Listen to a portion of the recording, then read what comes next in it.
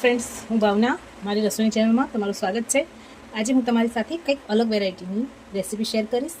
તમારી ઘરે આવતા ગેસ્ટને સ્ટાર્ટર તરીકે આપી શકાય એ રીતની રેસીપી તમારી સાથે શેર કરીશ।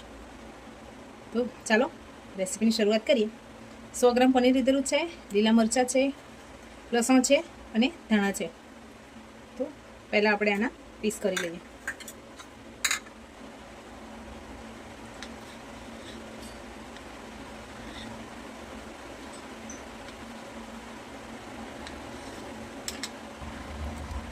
પેન લીધું છે, એમાં તેલ ઉમેરી દઈએ।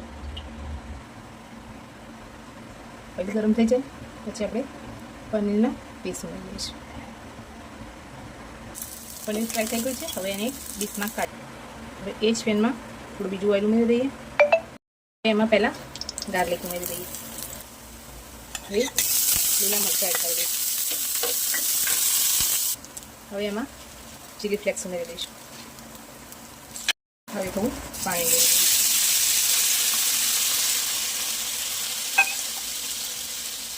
લીલા ધાણા ઉમેરી દઈશું।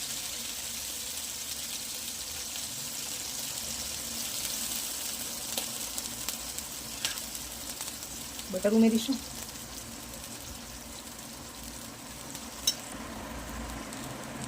લાસ્ટમાં ઓરેગન ઉમેરીશું। હવે બધું સરસ મિક્સ કરી લઈએ। ગેસની ફ્લેમ હાઈ રાખીશું। ફ્રેન્ડ્સ, આપણું બટર ગાર્લિક પનીર બનીને તૈયાર છે।